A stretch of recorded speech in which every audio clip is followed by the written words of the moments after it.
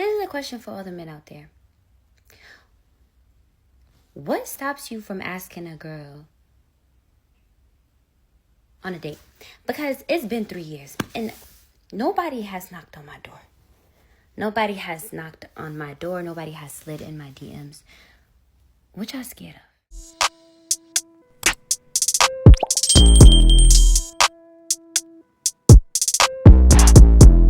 Hey, what's up YouTube? I am back with another video.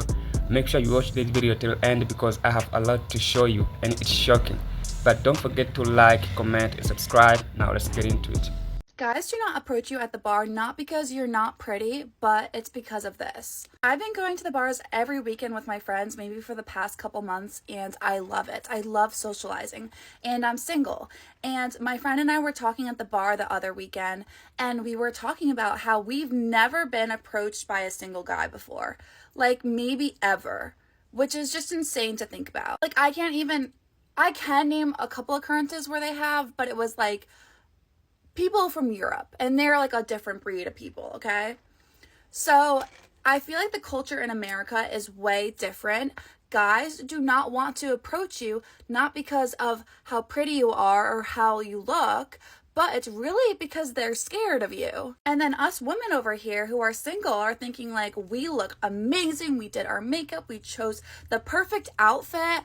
Why aren't all these guys coming up to us? Even if we're not into them, why don't they just come up just to like make us feel good about ourselves? Okay, now I want you to think of the perspective of a guy.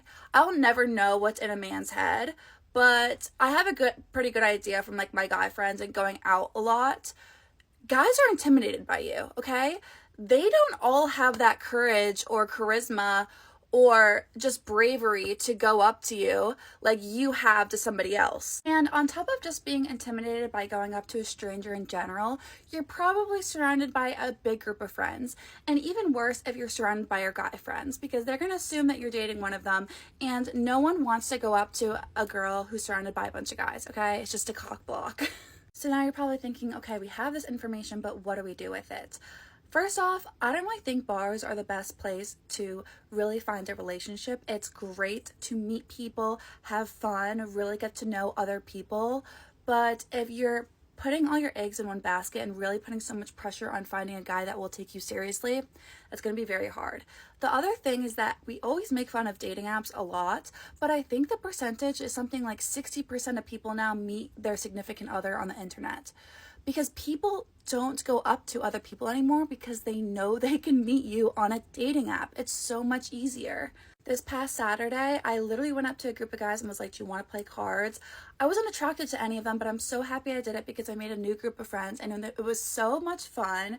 And initially I thought that they weren't that fun. Like, they just seemed like they were like moping around. They all had RBFs, like whatever, and I went up to them and they ended up being the funniest group of guys ever. And I'm sure a lot of guys think of you that way too. You might have like an RBF or just you don't seem approachable, but little do they know how you really are. So the takeaway from this video is that guys not coming up to you out in public says nothing about you. You can literally be like Gigi Hadid and a guy's still not going to come up to you. Guys are intimidated and it takes so much courage to go up to a girl. And a lot of guys are cheap and just don't want to buy you a drink, and they're scared of getting used for a drink, which kind of sucks, but I understand. So do not weigh your worth and whether or not people come up to you, because you are probably way more stunning and people are probably way more attracted to you than you think they are. When a woman is using those words, intimidation, just understand she's insecure. So now she realized like, hey, no man is coming to me. What's the problem? So she have to say that to make herself feel better, but it's not. Maybe they don't come to you because of those makeups, because I believe many men, they want something natural, and at the time men stopped approaching women, in that period when these women, they started bringing up false accusation. You can go to a girl, if she don't like you, just understand there is something big coming to you. You have to face consequences for that. You can lose your job, your career. So why doing that? Like approaching a stranger and lose and destroy your life? No one wanna do that. You saw she was saying like she went somewhere and she met a group of guys, but she wasn't interested in one of them. If one of them decided to make a move, she could face the same thing. you'll be creep, like. Tomorrow is my divorce day, and it's been a lot, to say the least. This moment I have equally dreaded and looked forward to, and the fact that it is now coming to an end officially tomorrow is mind-blowing. I cannot wait. I'm so impressed and proud of myself that I have been able to get through this divorce. Is it worth it? Oh yeah, it's worth it. If you're strong enough. Alone. To be 25 years old and doing something of this caliber is huge. I am the youngest of my friends to be married, and now I'm the youngest out of my friends to be divorced. What? What? So I'm gonna hold that with a lot of pride. Many months later. Tomorrow's Christmas, and I'm just crying because of how hard it's been. I feel like I'm trying to prove to myself I can be strong. It's really painful dealing with the loss of everything.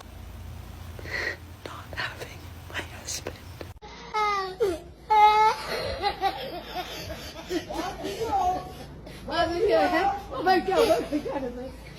A study shows when a man is getting out of a marriage after getting a divorce, he becomes more happier than ever. But for a woman it's different. They always end up crying because what? They don't get that treatment they used to get. That's what they're missing. They're not missing you. No, they miss the quality of life you are providing.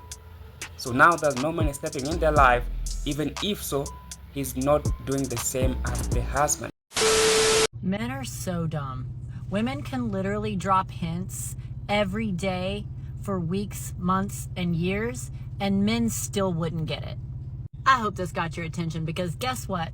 Men are not mind readers.